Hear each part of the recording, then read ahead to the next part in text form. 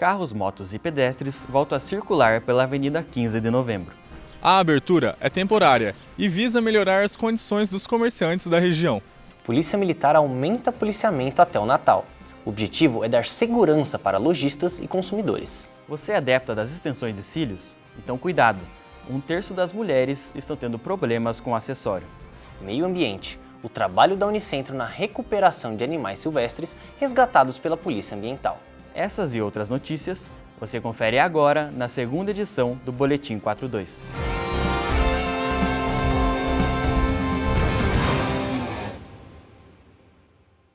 Sete meses depois de ser fechada para a realização de obras de revitalização, a Avenida 15 de Novembro foi reaberta essa semana. Mas mesmo depois de tanto tempo, as obras ainda não estão concluídas. Por isso, quem passar por ali precisa ter atenção redobrada. E com isso, os comerciantes seguem insatisfeitos.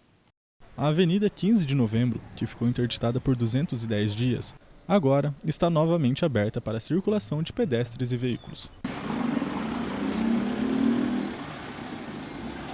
Voltar a ver a movimentação é um alento para os comerciantes que dizem estar amargando prejuízos consecutivos. Teve um decaimento enorme, nenhum dos meses a gente conseguiu atingir a meta das nossas lojas. Caiu 95% das vendas. A reabertura da 15, porém, não é definitiva.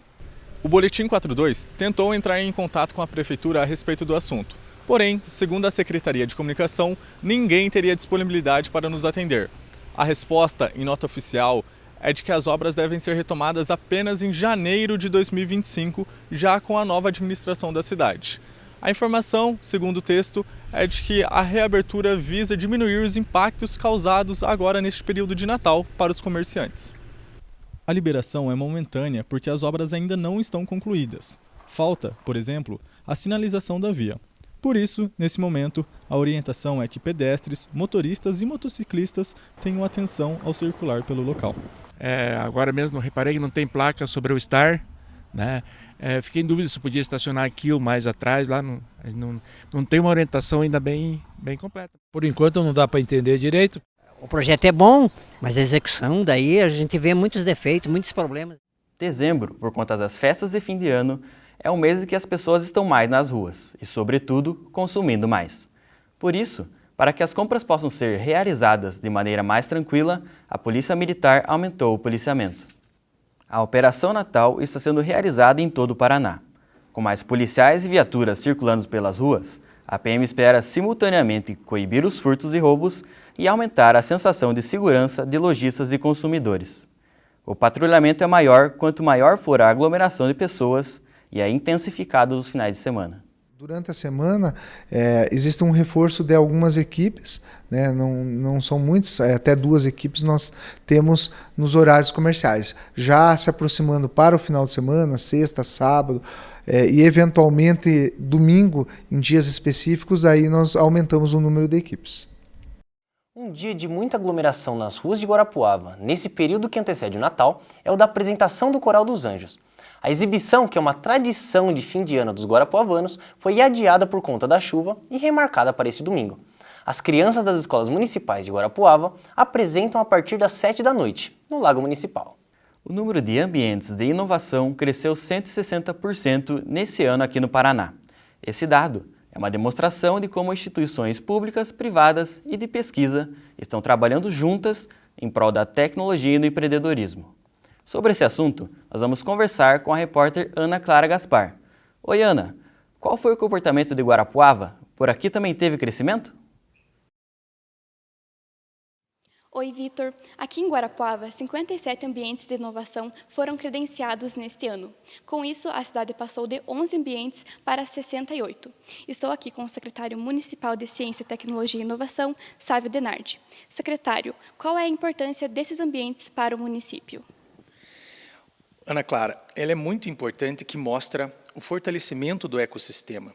Essa foi uma ação de todo o ecossistema, capitaneado pela Secretaria, em fomentar, em incentivar a todos os ambientes a serem credenciados.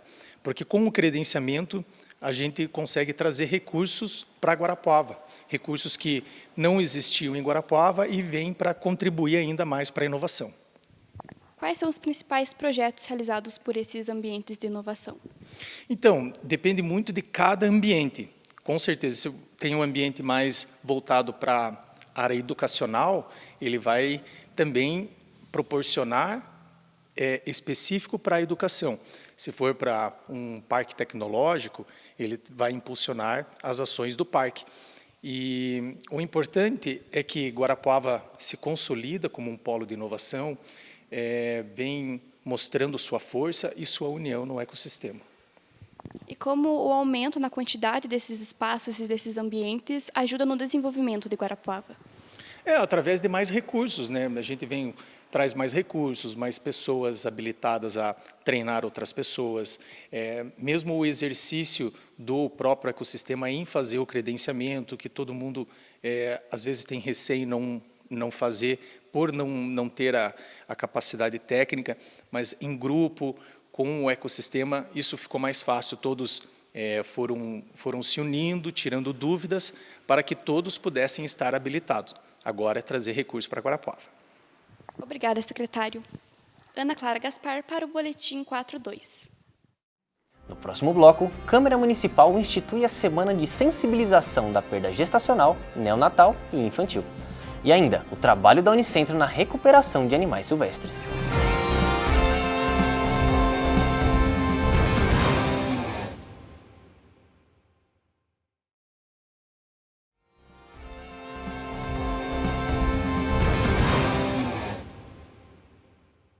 Com as férias escolares, as pessoas permanecem um tempo maior em casa e, por isso, usam mais aparelhos eletrônicos, aumentando o consumo de energia.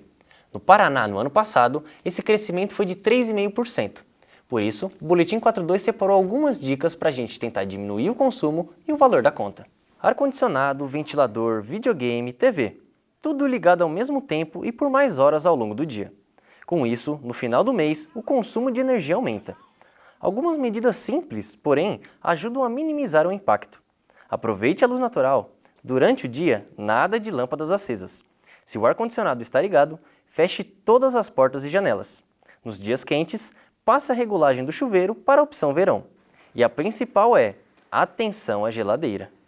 Para as crianças, como elas estão em casa nesse período de férias, é deixar a garrafa d'água ou iogurte, algum alimento que eles comem mais durante o dia, à frente da geladeira e na posição mais fácil para eles pegarem, na altura, porque toda vez que eu abro a geladeira, é a mesma coisa da borracha, entra 30 graus, 35 graus, e aí quando eu fecho, esse ar tem que voltar de 2 a 4 graus, então o motor vai trabalhar.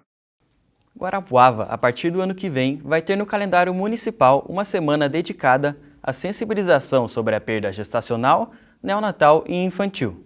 Isso porque os vereadores do município aprovaram nesse mês de dezembro a Lei Mãe de Anjo, um projeto da vereadora Bruna Spitzner, que está aqui com a gente no estúdio. Bem-vinda, Bruna. Obrigada, gente, pela oportunidade de estar aqui conversando com vocês sobre esse projeto que é tão importante para as mulheres do nosso município. Vereadora, quando que essa semana deve acontecer e quais os objetivos dela? A ideia é que a semana englobe o dia 15 de outubro, que é o Dia Nacional da Conscientização da Perda Gestacional, Neonatal e Infantil.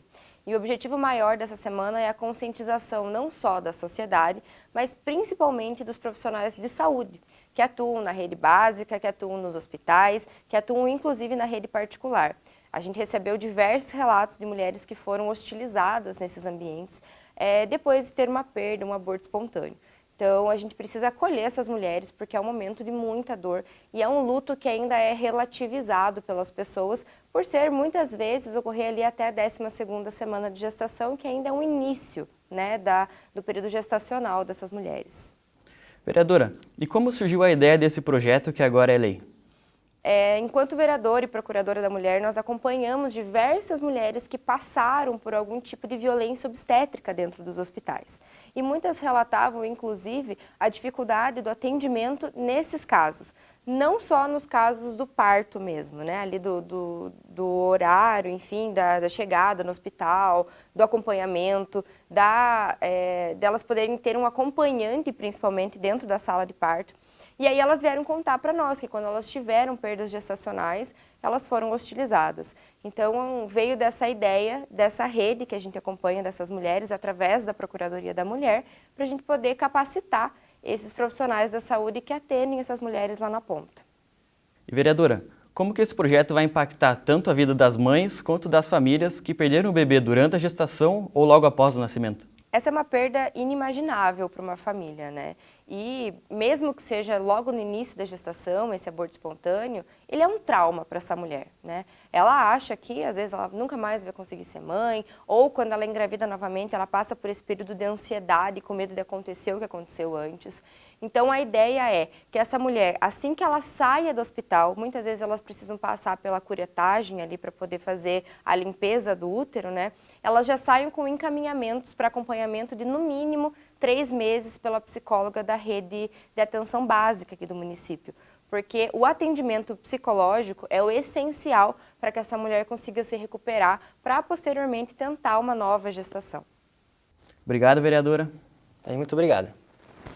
Em Guarapuava, animais silvestres feridos ou resgatados em situações de risco recebem atendimento especializado no Centro de Triagem de Animais Silvestres, o CETRAS. O serviço, disponibilizado pela Unicentro, é fundamental para a preservação da fauna. Esses papagaios, originários da região de Foz do Iguaçu, estavam em poder de traficantes de animais, quando foram resgatados pela Força Verde. 2 meses depois do resgate, as aves seguem em recuperação no CETRAS, que é o Centro de Triagem e Reabilitação de Animais Silvestres. É aqui, no campus CDTEG da Unicentro, que os animais resgatados recebem tratamentos médicos. Além desses tratamentos, o CETRAS realiza a reabilitação desses animais, para que eles possam voltar ao seu habitat natural em segurança. Uma das principais missões é receber esses animais de vida livre, ou até mesmo de apreensões, vítimas do tráfico, tratar, recuperar elas e reabilitar para retornar para a natureza. Sempre que possível, fazer com que esse animal possa voltar ao seu local de origem.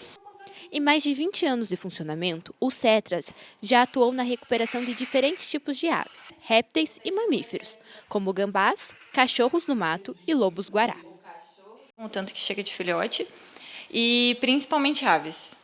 Em disparada é o que mais a gente recebe, porque são animais que estão mais em contato com o ser humano, às vezes sofrem algumas ações como atropelamento, colisão de vidro, ou filhotes que caem do ninho, então, sem dúvida, é a classe assim, que a gente mais recebe, seguindo pelos mamíferos, que são principalmente gambás, ou até mesmo filhotes que o pessoal acredita que estão órfãos e acabam resgatando, trazendo até nós.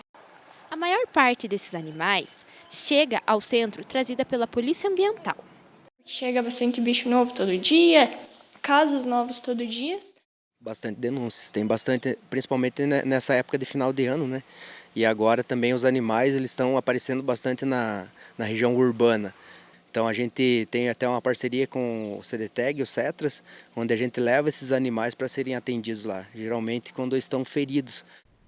Ao encontrar um animal silvestre na área urbana, você deve se atentar a 2 fatores. 1, se esse animal oferece risco ao homem, como uma cobra, ou 2, se esse animal está ferido. Se a resposta for positiva para uma dessas questões, é recomendado que você entre em contato com a Polícia Ambiental, no número 181. Além dos serviços do CETRAS, a Unicentro oferece atendimento para animais domésticos de pequeno e grande porte na CEVET, que é a Clínica Escola de Medicina Veterinária. Entre os serviços prestados estão atendimento clínico e cirúrgico, diagnóstico por imagem e vacinação. A clínica funciona de segunda a sexta, das 8 da manhã às 6 da tarde. Já aos sábados, atende entre 8 da manhã e meio-dia. A seguir, as dificuldades encontradas por quem tem TDAH no ensino superior e também os cuidados necessários com as extensões de cílios.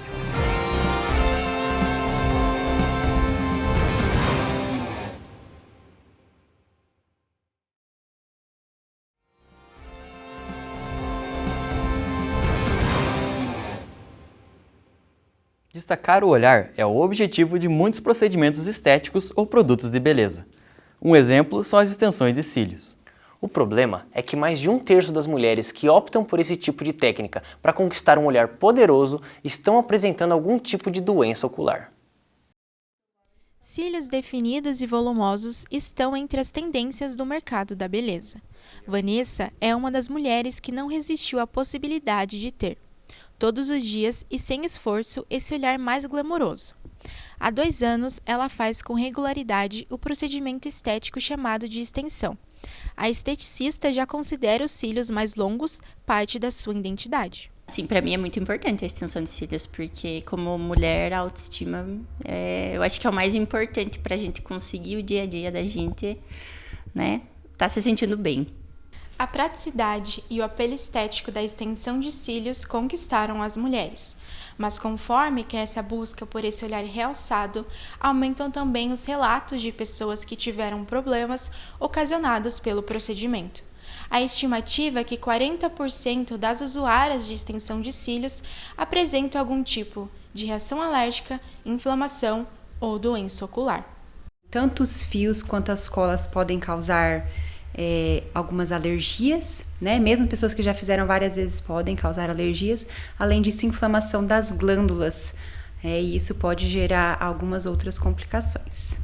Foi o que aconteceu com Thaís. Logo no primeiro dia que eu coloquei a extensão de cílios, eu já senti os primeiros sintomas. Então, uma vermelhidão e uma coceira nessa região. Eu fiquei bem segura quando isso começou, esses sintomas, e eu fui procurar outro profissional para ver se isso era normal e o que eu poderia fazer. Essa profissional, ela logo no primeiro atendimento, ela removeu a minha extensão e falou que era uma alergia à cola que tinha sido utilizada. O primeiro passo para evitar problemas é a anterior aplicação da extensão. Os cuidados começam com a escolha do profissional e do local em que o procedimento será realizado.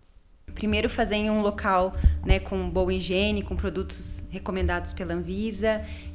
A higiene é muito importante. Os materiais todos esterilizados, né, para não haver contaminação cruzada entre as clientes. Nós utilizamos materiais de qualidade, utilizamos luva, né, todos os equipamentos ali para a gente sempre tomar conta da saúde mesmo das nossas clientes. Depois de colocadas, as extensões requerem cuidados diários. Limpar bem esses cílios, tem produtos específicos, né, shampoozinho para cílios ou shampoo infantil, e fazer bem a higiene desses cílios. Para a Thaís, a experiência com extensões de cílios foi tão traumática que ela preferiu abandonar o procedimento. Hoje, a opção da estudante são as alternativas mais tradicionais e seguras, como rímel e cílios postiços.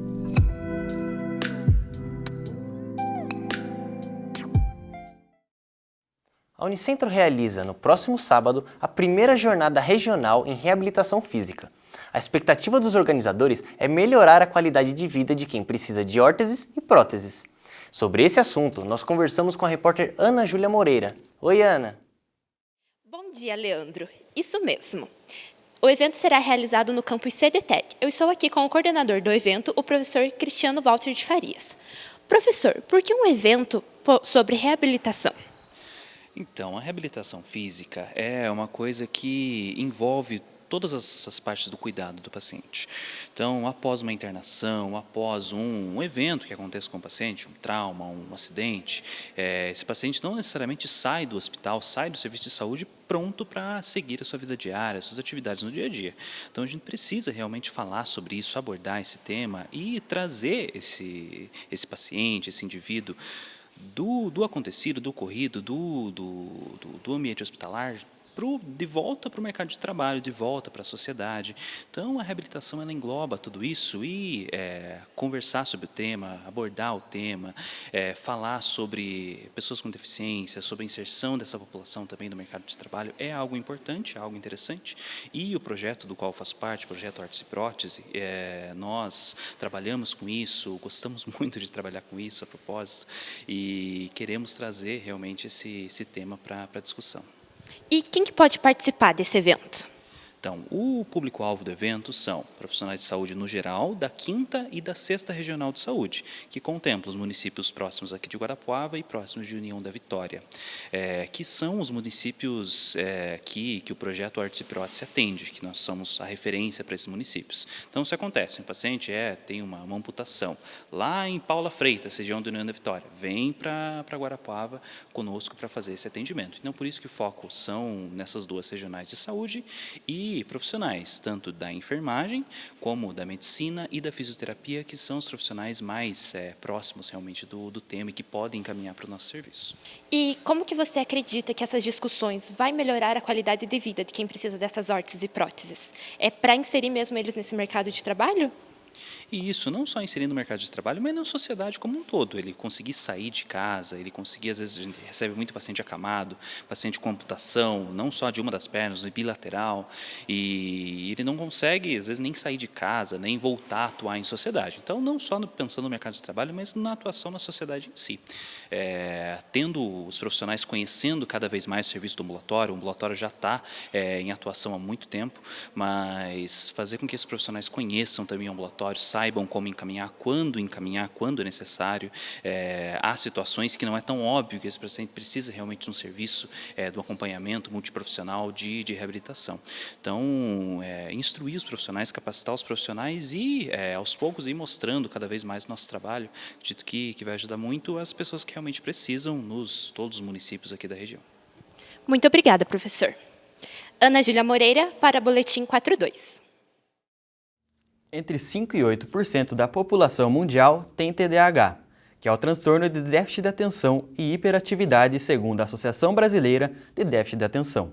Nos últimos anos, a preocupação em como apoiar as crianças com essa condição nas escolas vem aumentando. Mas quando elas crescem e chegam ao ensino superior, o transtorno tende a ser um fator que dificulta a adaptação e a permanência. Carlos tem 20 anos e recebeu o diagnóstico de TDAH, que é o transtorno de déficit de atenção com hiperatividade, ainda criança.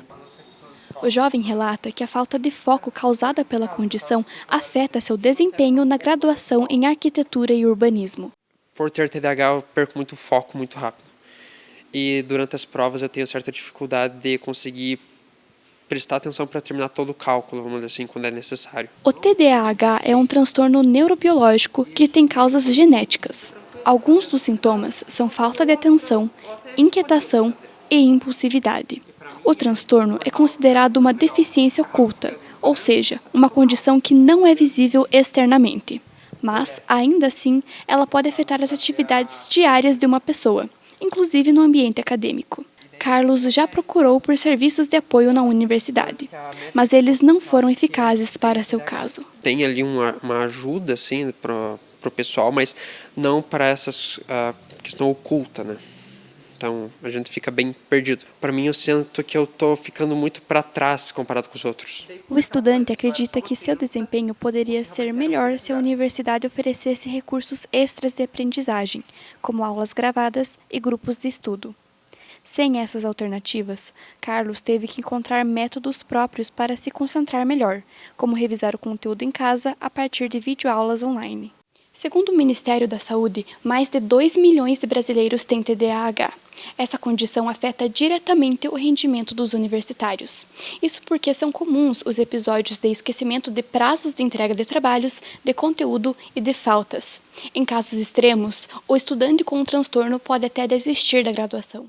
A importância é que, assim, a chance de talvez eu desistir no meio do processo, porque eu não tenho as adaptações, é muito grande, né? De dizer assim, não consegui me adaptar com o ambiente, é como se fosse muito mais difícil para mim do que é para a maioria das pessoas. Talvez a pessoa não vai vir falar, ela não vai se queixar, porque ela não vai querer se vitimizar em relação às outras pessoas, mas ao mesmo tempo sente falta do que não está sendo feito. Assim como Carlos, Luca convive com o TDAH. O aluno de Ciências Contábeis, que foi diagnosticado 1 mês atrás, tem dificuldades para chegar na hora certa e para prestar atenção nas aulas. Se eu parar para estudar, eu preciso de estar num lugar fechado, assim, sem nada que possa passar para me distrair em volta. E eu tenho que colocar a música no fone e estudar. Não é garantia nenhuma que eu vá conseguir estudar, eu já fiquei, 6 horas para conseguir estudar uma. Às vezes só dá uma agonia absurda assim e não consegue estudar.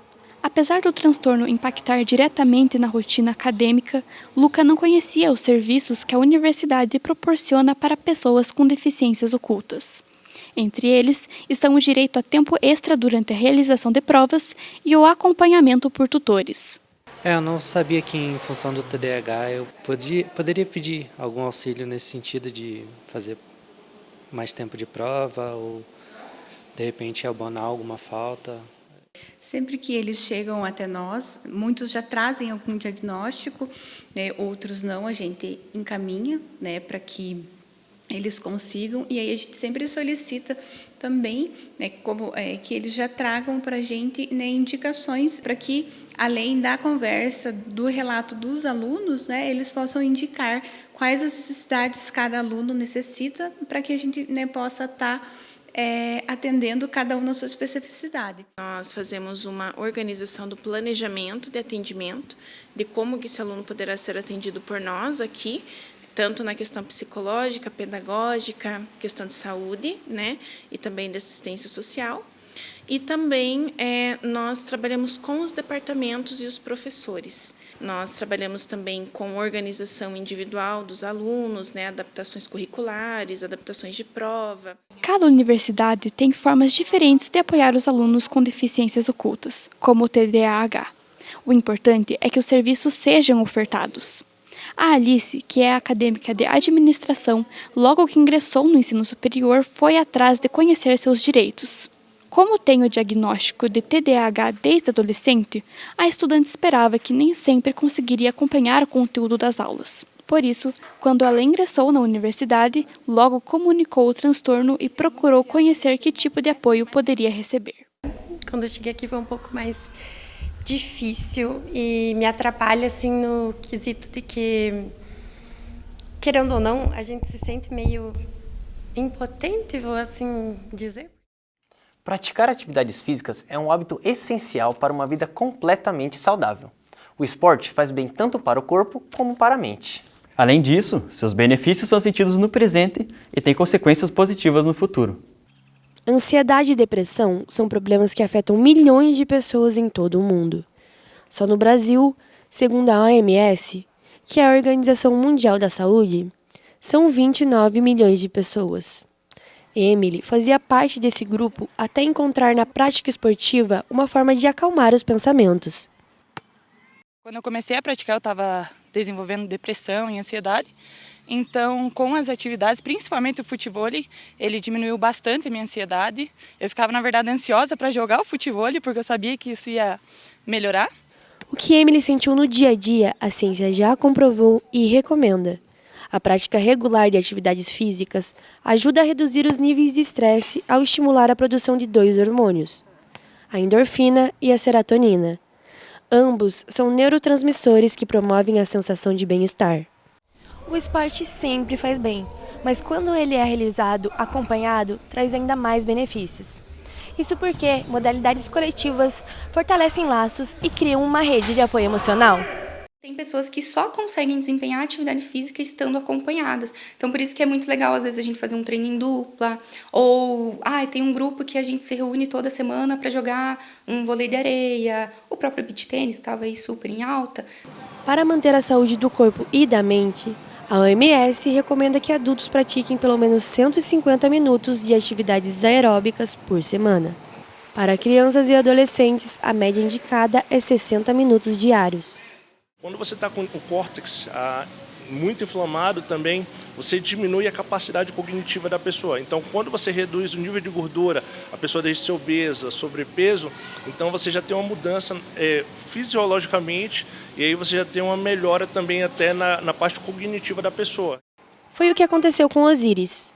O sobrepeso fez com que ele começasse a correr há 2 anos. De lá para cá, descobriu todos os benefícios da prática, que hoje é um hábito. A gente às vezes pensa muito, fica muito ansioso com muitas coisas, isso que ajudou a me controlar. Também controlou o sono, aí eu dormia mal, hoje em dia eu durmo muito melhor, mais tranquilo, durmo bem, descanso. Os benefícios vão além do presente. Eu sempre gosto de perguntar, né, que tipo de idosos vocês querem ser, né? Então, se você quer ser aquele idoso funcional, que é independente, que consegue levantar, se vai cair, vai levantar sozinho, que vai acontecer quedas, né? Não tem como. Ou se você quer ser aquele idoso dependente.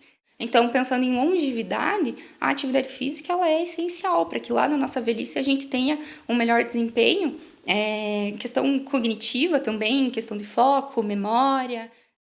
Esse foi o Boletim 42, um telejornal laboratório produzido pelos alunos do curso de jornalismo da Unicentro. Obrigado pela sua companhia e até a próxima edição. Tchau!